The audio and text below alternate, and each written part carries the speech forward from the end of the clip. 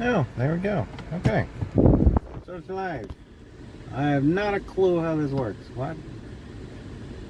Picture in picture is not okay. Alright. We're trying something new. I don't really know how to use this app yet.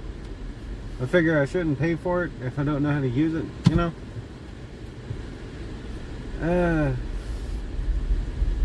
Today I'm going in pretty late compared to my normal days. I'm scheduled in at 2, so we shall see how this goes.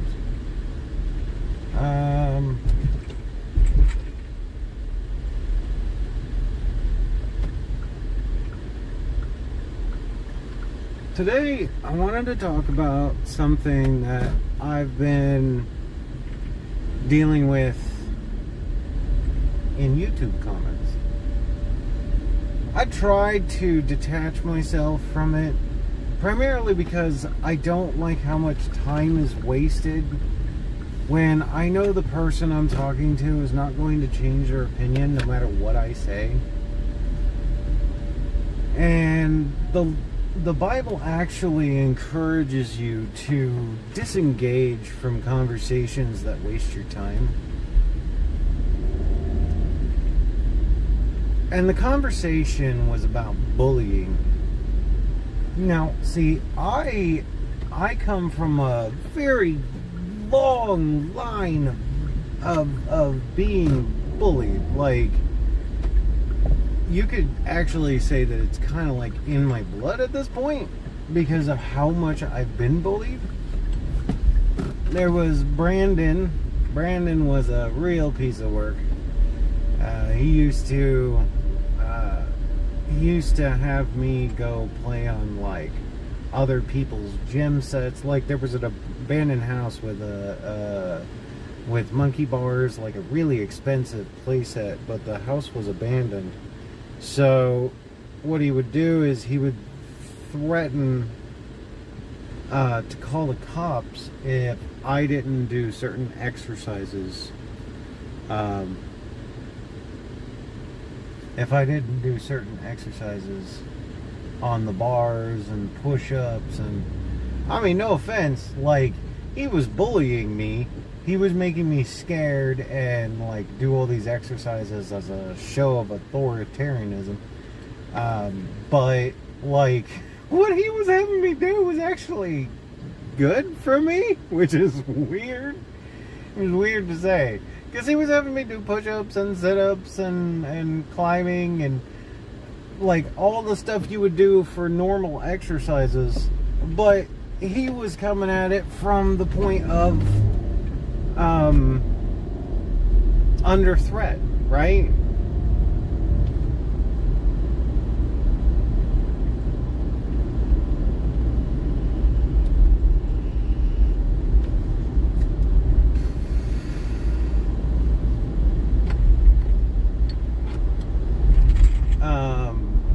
And then you have the fact that with like a BB gun, which I didn't know was a BB gun at the time, he had me traipsing through a muddy river that I could have just sunk in and drowned in. And I guess he just got a kick off, just forcing me to walk in the river. He told me he found this really cool,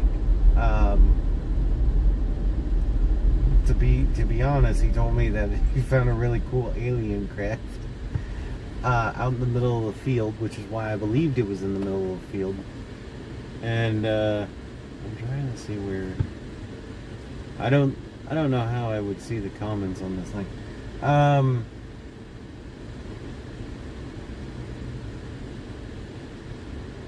He believed that he convinced me that there was an alien craft out in the middle of a freaking dead cornfield. And so he took me out long past where we could see any buildings. And then he said, hey, I forgot something. I gotta go back and get it. And then he just left me there all night. Like, that was Brandon. real piece of work. And then you had Levi, who would beat me up at school and then beat me up after school because he lived a street down from me.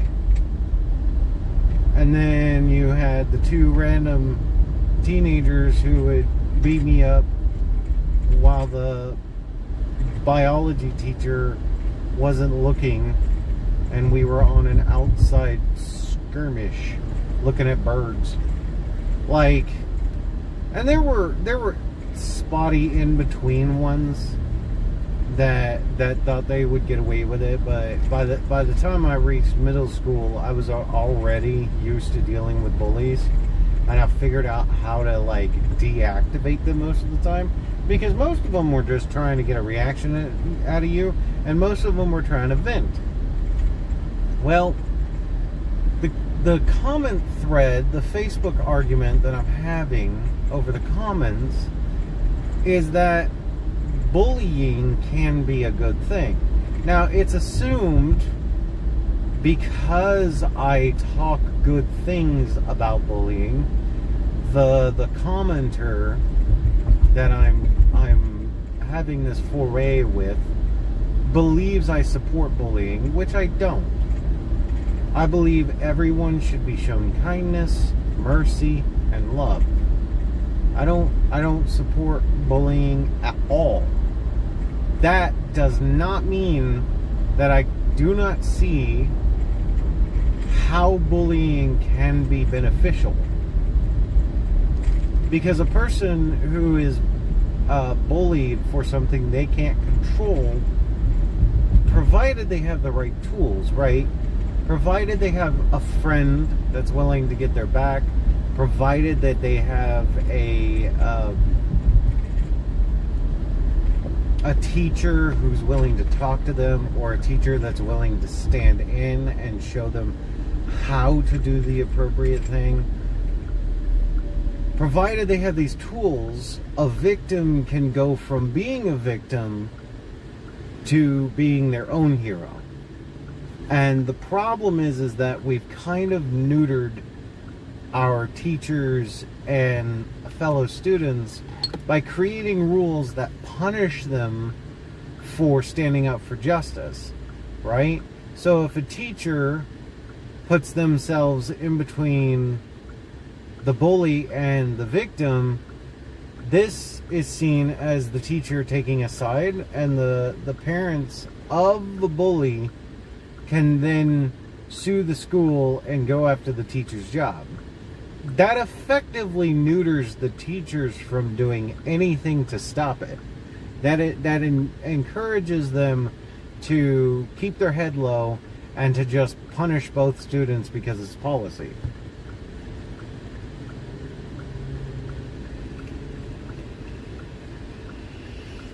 It also encourages the school to not effectively deal with the problem.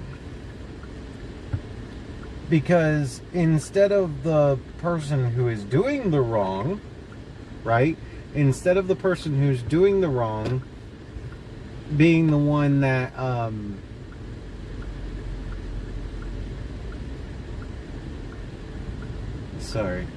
instead of the person who's doing the wrong being the one that gets punished,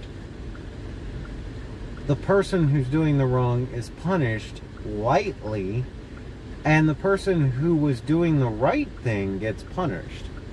It's actually why I really liked one of the schools that my son went to, because they punished the person who picked a fight with him, and he didn't get punished at all because it was self-defense. But then again, the entire school is littered with cameras, so there's video evidence proving who did what. And so they don't really have to rely on the testimony of kids. Like back in my day, it was basically he said, she said, because you were lucky to find a single camera on campus. Once I hit middle school, there were a couple cameras, but the place wasn't littered with them. Now, if you look at most of the schools, they look almost identical to a penitentiary.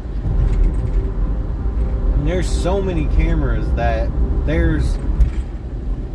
it's hard to argue against the video evidence that clearly shows one kid bullying another. So it's a different case nowadays than it used to be. But in my day, what would happen is if I was getting bullied at school, what they would do is they would what is that an emergency light? That looks like an emergency light.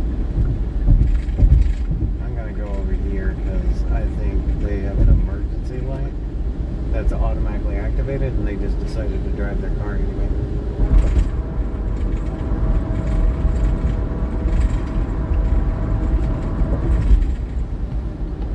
So, back in my day, if I was getting beat up at school, you would have there would be teachers on the playground that could see all that was happening, and they would stand like sentry posts. So recess would happen during a specific time of the day. We had a giant cafeteria where all the students in a specific grade would go out and have fun at recess, and the teachers of that grade would eat lunch at the same time the students would, and when the students went outside, so did the teachers. And each teacher was like 20 feet apart from each other and could view the entire playground area so that everyone was being watched. Not a single kid went without getting watched. And the bullies that would try to convince other kids to go off to an area not seen by the teachers, a teacher would see that and then go, "What are you kids doing? Get back to the playground. You're not allowed out of these bounds."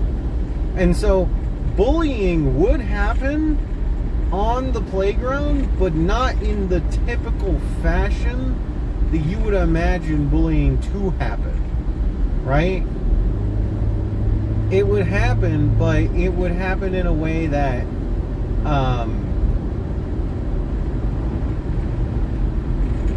it would be like someone purposely kicked the ball too hard for your opponent to catch, so it would whack you in the face. You know, it would happen in the more competitive sense.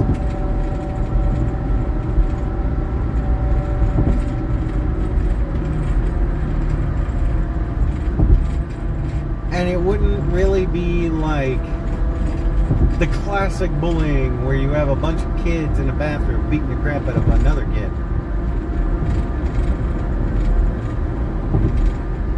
I don't think I like this service. I don't like the fact that I can't see the comments. Guess I'll be seeing them after stream.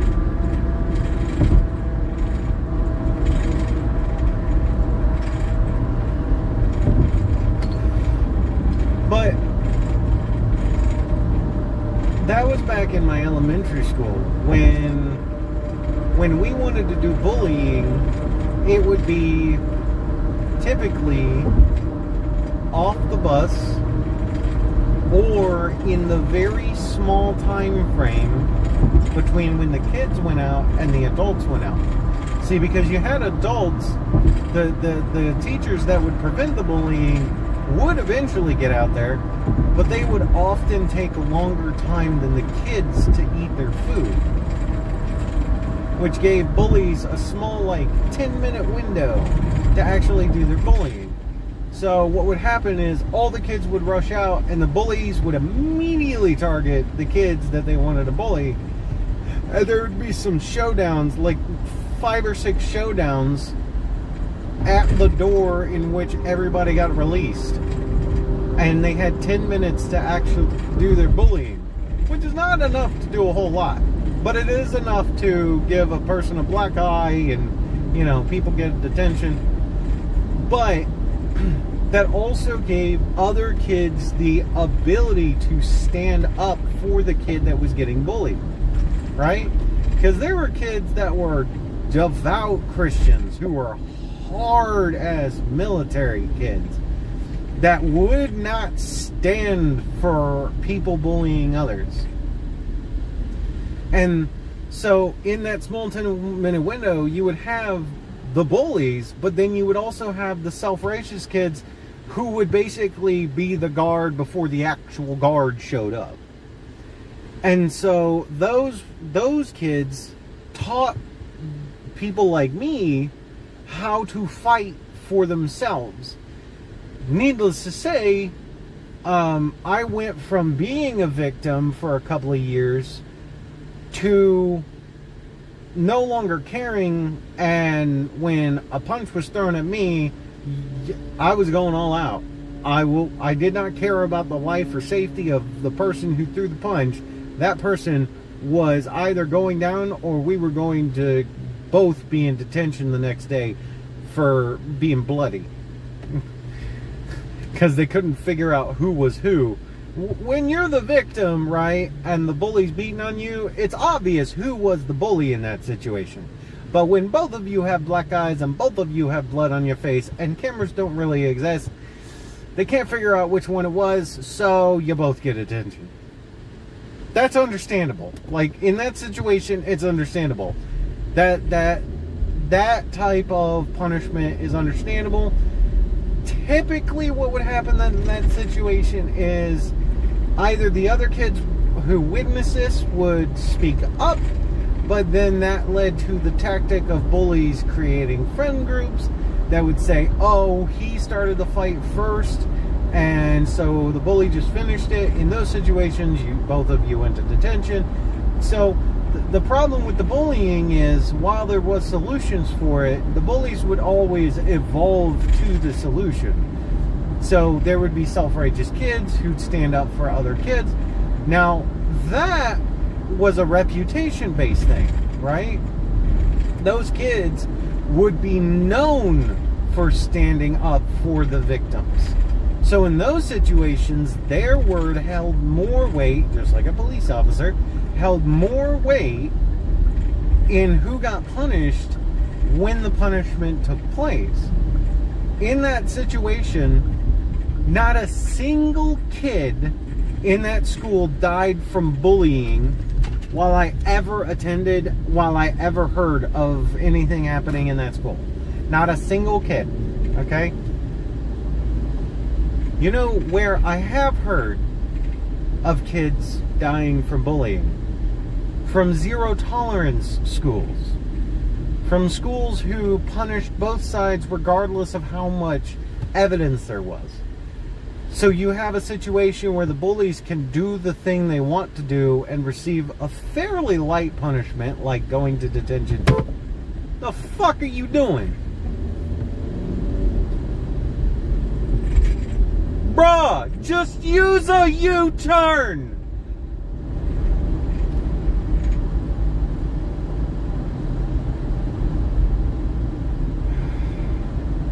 Got a police car going behind me. You better not pull me over while watching somebody do an illegal maneuver in public.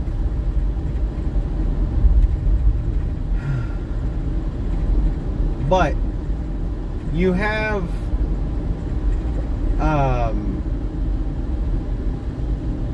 these schools who remove the kids' ability to defend themselves.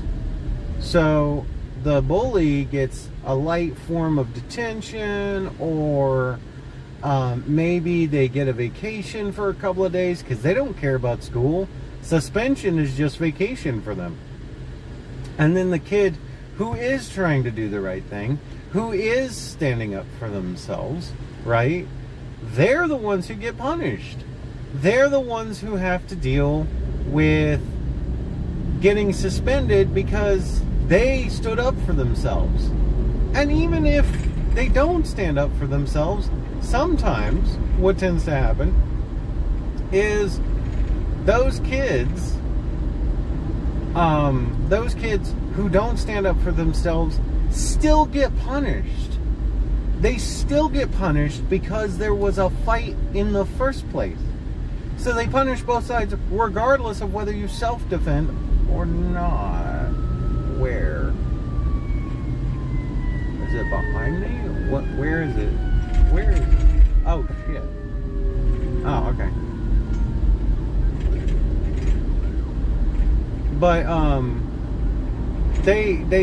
I didn't know where it was. It sounded like to my right. I thought it was coming from the right, but I didn't see it. But,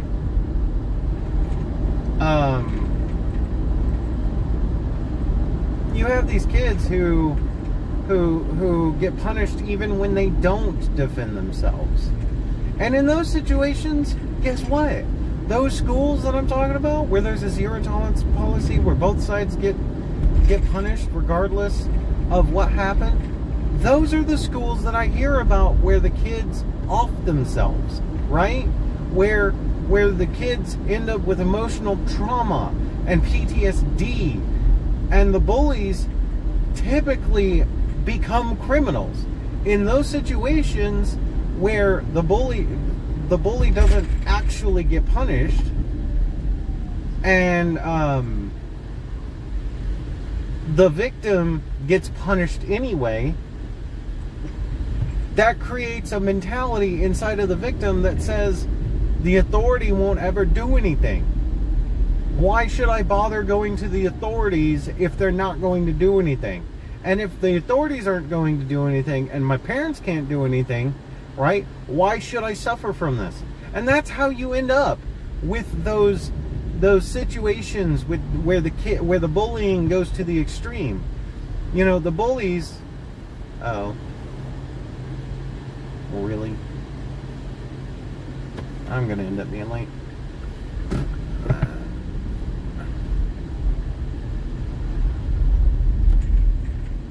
Why?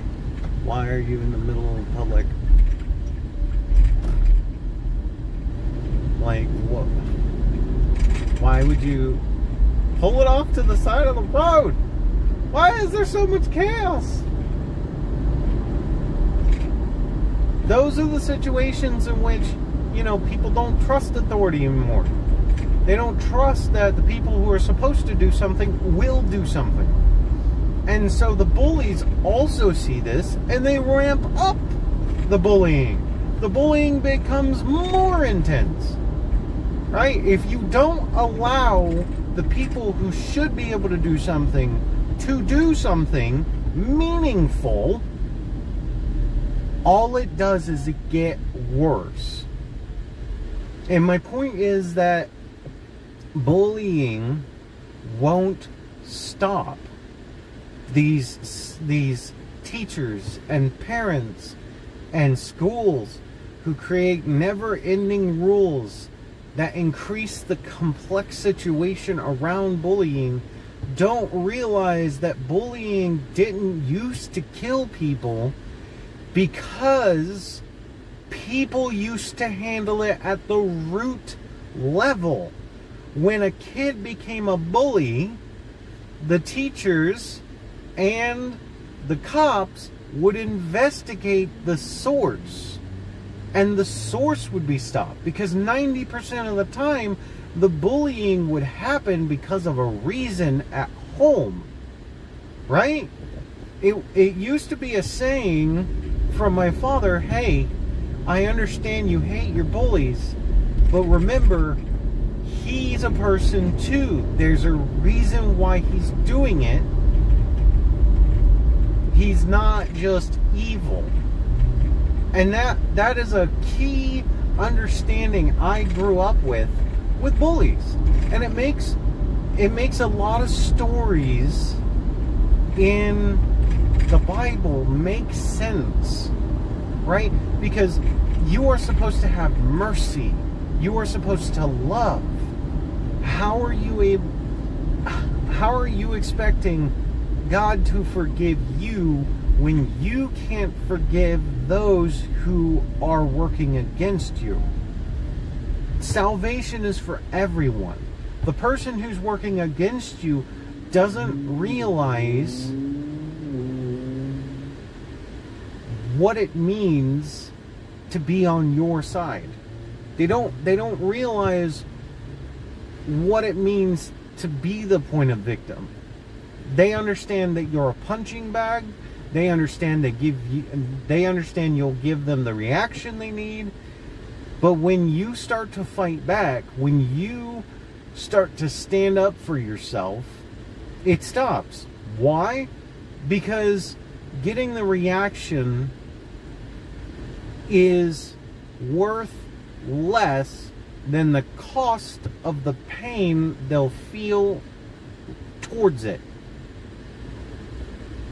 It's fun to make somebody angry and see them blow up. It's not fun for that same person to proceed to beat the daylights out of you, along with other people who think what you're doing is wrong. A lot of people think that bullying is cowardice. Yeah, it is. Because you think you can get away with it because it's just the one person. But when people are discouraged from standing up for other people, for doing what's right, for standing in the way in solidarity, then the bully gets worse. The problem festers. Just like sin. A toe in the lake is enough to burn your soul. Okay? Just the worst thing that sin can do to you is convince you that it's just a little bit. Just a little bit. Oh, it's fine. It's fine. It's just a little bit. Just a little bit of greed. It's a little bit of sloth. It's a little bit of angry. Because if it can get that foothold, then it has something to climb on. It has something to progress with. Just a little bit is enough to move forward. And what people don't realize is that bullying is the same way.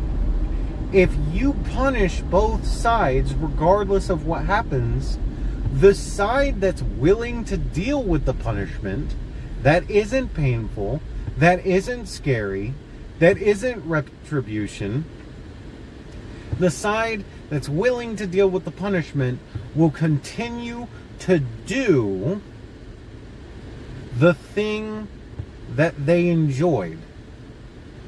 So if you have a side that gets punished for standing up for yourself, they're not going to stand up for themselves. If you have a side that gets punished, but it's sitting in a room for a little bit, it's going home and playing video games because you got to enjoy yourself, that's not a punishment. They get to keep doing it. You know, I watched an early 2000s video, right, of where you have junior criminals going to adult criminal prisons. And the night and day difference between how they acted in the junior prison, where it's soft, they don't really punish you, there's not really much of a threat. They basically had all the arrogance and confidence in the world because they knew this was junior prison. It wasn't real prison. There wasn't bad things that could happen to them. And then the moment they were introduced to the really bad ones, the ones that would, breathe down your neck, and you don't know if they were going to shank you or not. The moment those bratty kids would be met with their eventual future selves, they cowered immediately. They backed off immediately. They started improving and bettering themselves immediately once they realized where their end path was. The problem is that we don't show these kids through punishment where the path they're taking goes. And we also don't solve the root problem. If a kid is frustrated by being beaten at home all the time, they'll take it out on others who can't defend themselves. A key sign of a serial murderer is that they don't have a problem with torturing small animals, right? People used to look at what was causing bullying before they decided bullying was the problem. And when we looked at the source of the problem and fixed the source of the problem, most of the time, the bullying would go away. They would become better people. They would progress. But I understand that bullying is evil, but it's a symptom of a problem. And zero tolerance against bullying just hides the bullying. It just makes it easier to spot. Because instead of punching another kid, you're going to call the kid names. And this has led to the hate speech dilemma, where now certain words are off limits and you have safe spaces. Because the bullying went from punching kids to name-calling kids, and then far more complex forms of bullying. So we went from simply dealing with kids beating up on each other, which is a recoverable thing, to entire groups psychologically beating down on other kids. So we banned those words, and now the ones who got affected by the psychological words and wants to ban all forms of bullying have now progressed into radical race theory and different things like that. It only evolved to further levels and heights of authoritarianism, because of instead of solving simple problems with simple solutions, we thought it's better to just ban it all. If we ban it, it doesn't happen. It's the same thing with the pew-pews, right? It's like, oh, if we ban the pew-pews, no one will commit the pew-pew crimes. What we found is that the ones who ban the pew-pews the most often suffer from the most pew-pew crimes, because criminals do not care about your rules. Bullies do not care about your rules. They only care about the punishment. A criminal is going to gladly rob a place if it knows that there are no pew-pews inside, because no one's allowed to have pew-pews. A bully is going to gladly bully everyone because they know that if they bully someone, they can't fight back. It's the same freaking principle. And while you are supposed to have mercy, you are supposed to love everyone, it is a mercy to show a person their punishment so that they turn away from their crimes, instead of letting them get to the punishment to where there's no way to turn back. It is a kindness. It is loving another person to show where their path leads so they don't go down that path. Mercy is not niceness. Kindness is not niceness. Letting someone do the bad thing is not loving them but hating the sin.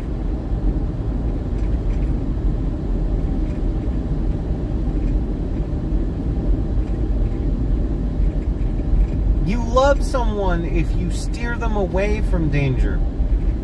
You have mercy on someone if you see where they're going and you try to help them stop. Letting people bully and then punishing the victim is not loving anyone. It's not showing mercy to anyone. Using the evil caused to save both people, that's loving someone. That is showing mercy. I do not support bullying. I know we can't get rid of it. It will just evolve to something else.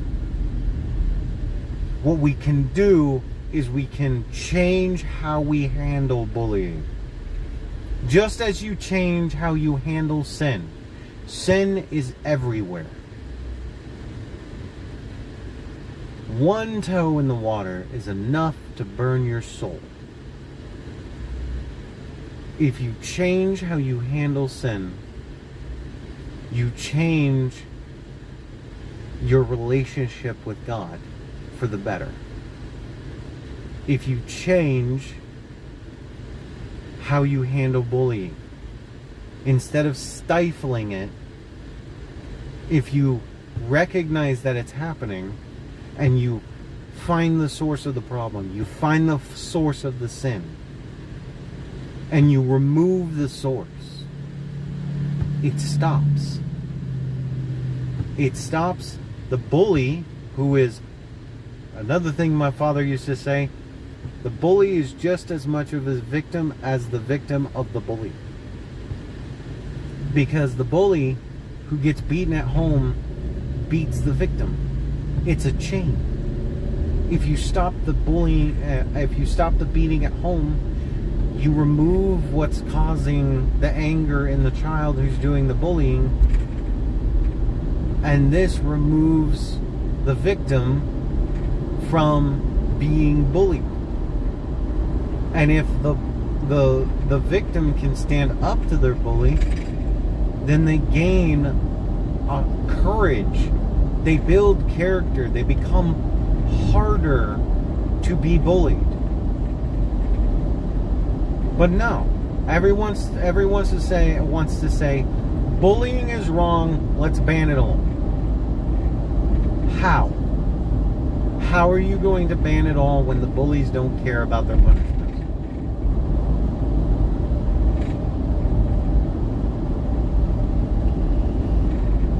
Anyway, I know that I may not have commented or read any comments. I'm gonna try Streamlabs maybe next time I stream. I don't like the splash logo or anything. That's kind of irritating me. But that's the end of the day's sermon. I love you, and I hope you have a God bless day. Until we talk again. Bye. How do I stop? I can't stop. I can't stop it. Because the live button is below. It's where the buttons are to interact with things. So I can't just stop it. I have to come out here. I have to get my tiny little pencil and look at the edge